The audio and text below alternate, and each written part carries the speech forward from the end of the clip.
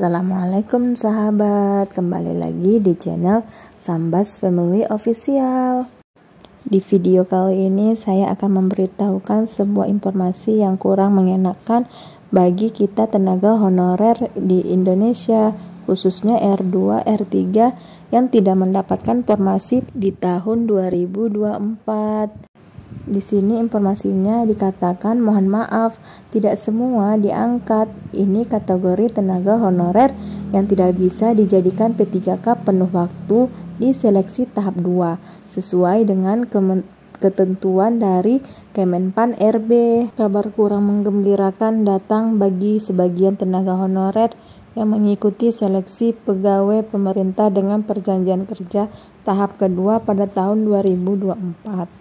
Berdasarkan regulasi resmi yang telah dikeluarkan oleh Kementerian Pan-RB, tidak semua peserta seleksi memiliki peluang untuk diangkat sebagai P3K dengan status penuh waktu, meskipun mereka telah mengikuti proses seleksi sesuai jadwal dan prosedur yang berlaku.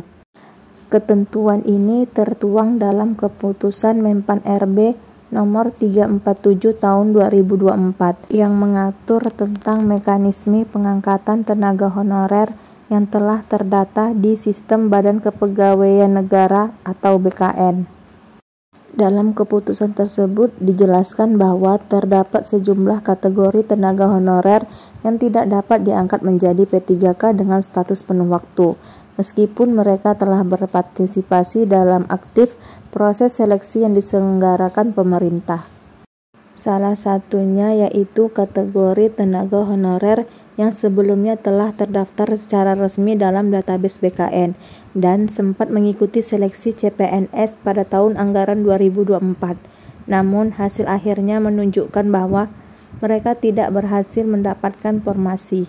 Selain itu, kategori lainnya adalah tenaga honorer yang juga telah mengikuti seluruh tahapan seleksi P3K di tahun yang sama, tetapi tidak dapat mengisi formasi jabatan yang tersedia karena alasan keterbatasan kuota, kompetensi nilai, atau faktor administrasi lainnya. Sebagai bentuk solusi atas kondisi tersebut, pemerintah memberikan opsi pengangkatan sebagai P3K paruh waktu bagi para tenaga honorer yang masuk dalam kategori tersebut.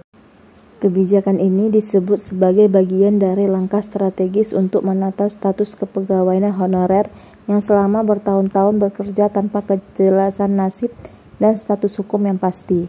Dengan diangkat sebagai P3K paruh waktu, mereka tetap mendapatkan pengakuan formal sebagai pegawai pemerintah, meskipun dalam kapasitas yang terbatas. Namun, perlu ditegaskan bahwa tidak semua tenaga honorer yang gagal dalam seleksi otomatis akan mendapatkan status P3K paruh waktu. Hanya mereka yang memenuhi sejumlah persyaratan administrasi serta telah terverifikasi dan tervalidasi dalam sistem database resmi BKN yang akan dipertimbangkan untuk mendapatkan status paruh waktu. Artinya, kebijakan ini tetap mengedepankan prinsip selektif dan sesuai kebutuhan formasi di masing-masing instansi. Pemerintah berharap para tenaga honorer dapat memahami kebijakan ini sebagai bagian dari proses panjang reformasi birokrasi dan penataan kepegawaian nasional yang lebih adil, transparan, dan akuntabel. Meski belum semua bisa diangkat sebagai P3K paruh waktu, namun pemerintah tetap membuka peluang di masa mendatang jika formasi memungkinkan dan kebutuhan instansi bertambah. Sementara itu, tenaga honorer di daerah diimbau tetap semangat dalam menjalankan tugas dan terus meningkatkan kompetensi sembari menanti peluang berikutnya dalam rekrutmen ASN yang akan datang. Sekian informasi hari ini, semoga bermanfaat bagi teman-teman honorer semuanya. Jangan lupa subscribe dan like ya untuk kemajuan channel ini. Terima kasih.